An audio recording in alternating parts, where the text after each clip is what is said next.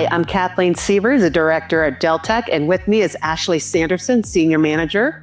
We work on the GovWin IQ product, and we're here to talk about the Top Ops series and things that we uncovered as we were presenting and pulling together the information. As we were going through this, there was 5 key themes that came across, and the first one is probably the most important one. Well, they're all important, but it's stay informed. And there's so many things that are changing. It's happening quickly. So that really affected your selection. Yeah.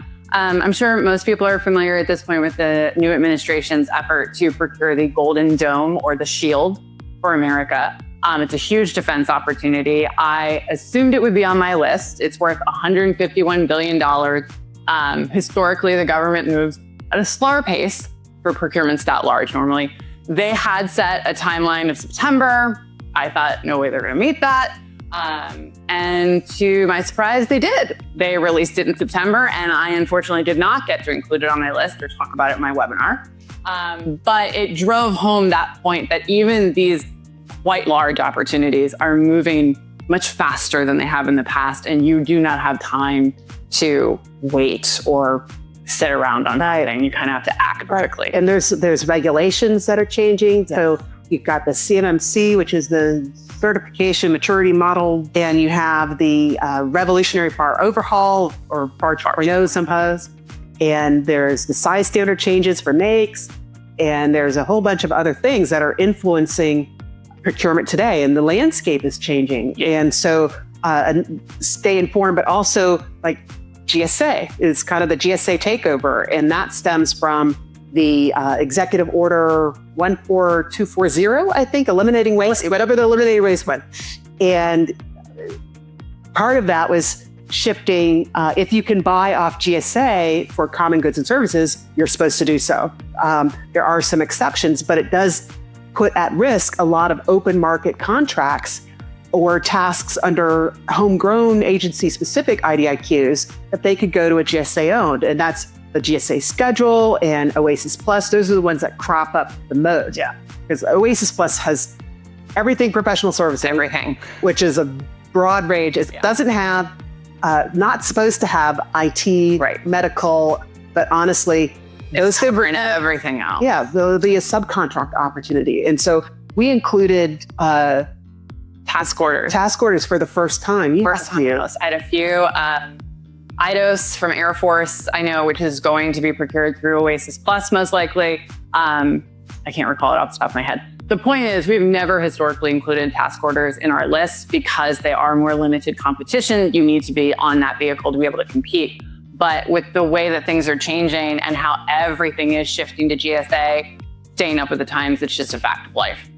Yeah, and part of the way that you can kind of help yourself, and this was a third point, was responding to RFIs. That is something that can really, you can influence whether that opportunity will go to a vehicle or, maybe stay open market. Right. It's probably going to a vehicle, but maybe you can influence it towards a vehicle that you are part of. Yeah, the government doesn't know exactly how they're going to procure something. That's why they issue the RFI. They don't really know what services you can do. That's why they issue the RFI. So if you respond quickly to that RFI, you can really help mold what that requirement's going to be when it comes out, which buys you the ability to maybe get more business from that. Yeah. And then tied in with that, all of these points tie together is networking. And that's something where you want to talk to the contracting official before the RFI comes out. You want to see if you can influence, again, maybe towards a way that you can procure it. But another factor that's kind of newer this year is part of that revolutionary FAR overhaul. And that is where the contracting official has some discretion as to whether it's going to be small business set aside or like what type of small business, 8A, woman owned. And so you want to make sure that you are talking to these people before those RFIs come out, that they include your vehicle as part of that feelers and section. And then another part of the networking is not just to talk to the contract officials, but to talk to your industry partners, because that is kind of our other part. Subcontracting. Yeah, do not shy away from subcontracting and teaming at this point. Again, we're saying a lot of stuff is going through vehicles. That doesn't count you out if you're not on a vehicle. There are tons of subcontracting and teaming opportunities for you to get in with these primes and get on those vehicles. Same thing, we're laughing. There's always energy labs on my list in the top 20 every year. They're giant opportunities, full and open. Frequently, they have incumbents that are hard to unseat. They've been holding this forever. So you'd wonder, why would you even include it? Fact is, there are so many subcontracting opportunities that crop up from these all the time that we track as individual opportunities that it's certainly something you should get comfortable with the new method. Yeah. Everything's going now, and take advantage of it. Yeah, well, like one of the ops on the small business list was the Army PIF, or PIF, as we like to say. That's something it's a single award to an 8A company. And the current company is a partnership, is a joint venture, and they've been doing this work for the last 3 generations of this contract. And so it's going to be really hard to unseat this.